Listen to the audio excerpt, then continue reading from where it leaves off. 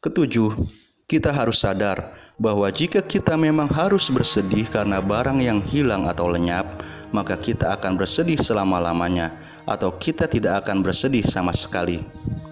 Ini adalah kontradiksi yang sangat jelas.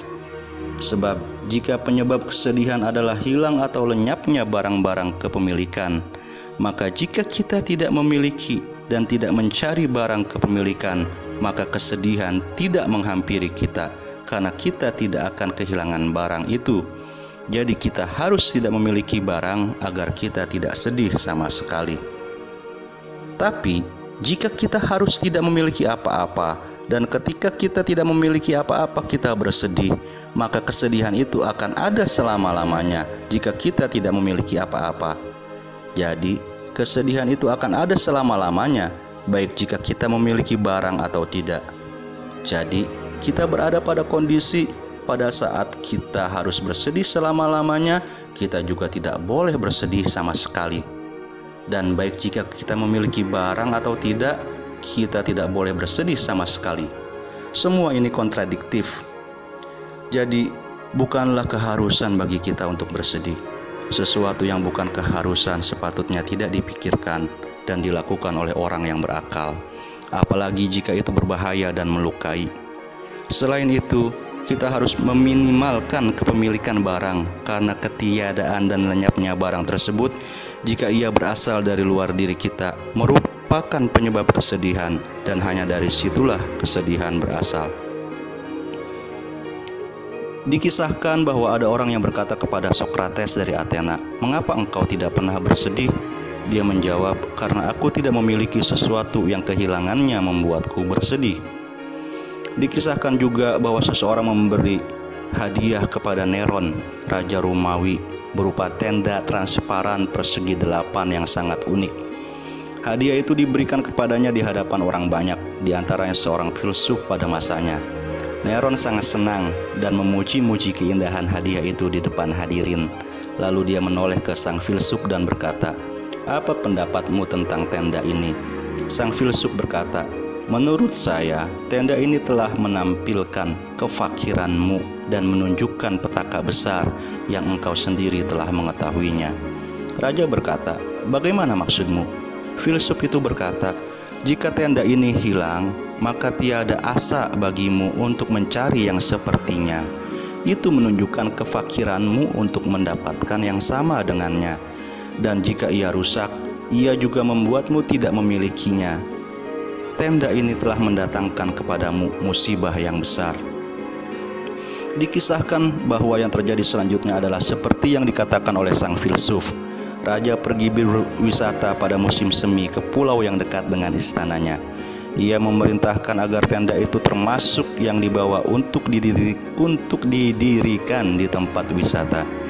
Lalu perahu yang mengangkutnya tenggelam dan tidak dapat ditemukan. Maka raja pun terpukul oleh musibah itu sehingga terlihat jelas oleh orang di dekatnya. Dia berusaha keras untuk mendapatkan tenda serupa itu, tapi tidak mendapatkannya sampai ia meninggal dunia. Karena itu kami katakan, orang yang meminimalkan musibah yang menimpanya haruslah meminimalkan barang yang dimilikinya. Dikisahkan bahwa pada suatu hari Sokrates berteduh di bawah pohon yang patah di pasukan yang ia bergabung dengannya. Pada suatu hari di hadapan beberapa orang yang terpesona pada perkataannya, dia berkata, "Kita sepatutnya tidak memiliki barang kepemilikan agar kita tidak bersedih." Seseorang yang terpesona pada perkataannya berkata, "Jika pohon ini patah?" Sokrates berkata, "Jika pohon ini patah, maka tempat dia berada tidak patah." Sungguh benar apa yang dikatakan oleh sang filsuf, sebab segala sesuatu yang hilang pasti memiliki pengganti. Karena itu kami mengatakan bahwa Sang Pencipta alam semesta yang Maha Agung tidaklah menciptakan sesuatu yang terputus tabiatnya, tapi tercukupi. Kita melihat paus yang besar dan gajah yang memesona bentuknya, yang keduanya membutuhkan makanan yang banyak, tempat tinggal, serta kebutuhan-kebutuhan lainnya. Juga semua makhluk yang lebih kecil, semua yang mereka butuhkan untuk keberlangsungan dan kenyamanan hidupnya telah tercukupkan dan tersiapkan. Tidak ada satupun yang kurang, yang kekurangannya dapat dia saksikan. Semuanya hidupnya nyaman dan hatinya senang selama mereka tidak tersentuh oleh sesuatu yang menyakitkan.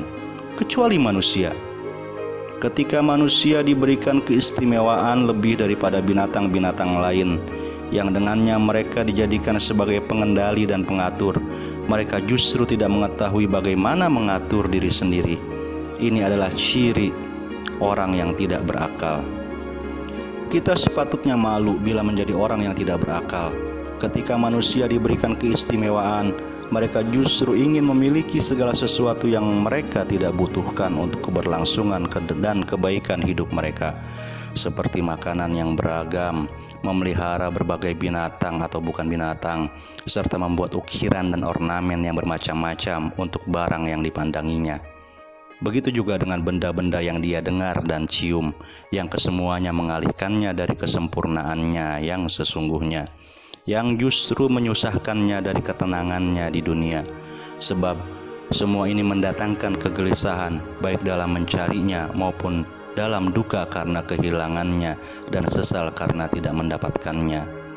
Sebab ada musibah dalam segala keinginan yang hilang, ada sesal dan sedih di dalam segala hal yang tidak didapatkan, ada kesedihan dan kecemasan di dalam mengharapkan segala sesuatu yang tidak ada, dan ada ketakutan setelah semua rasa aman, karena semua orang yang ketakutan hatinya sibuk dan gelisah. Oleh karena itu kami mengatakan bahwa orang yang dirinya sibuk dengan menambahkan barang-barang dari luar dirinya, maka dia kehilangan kehidupannya yang abadi, dan kehidupannya yang di dunia fana ini pun akan kotor, penyakitnya banyak dan kedukaannya tidak akan habis.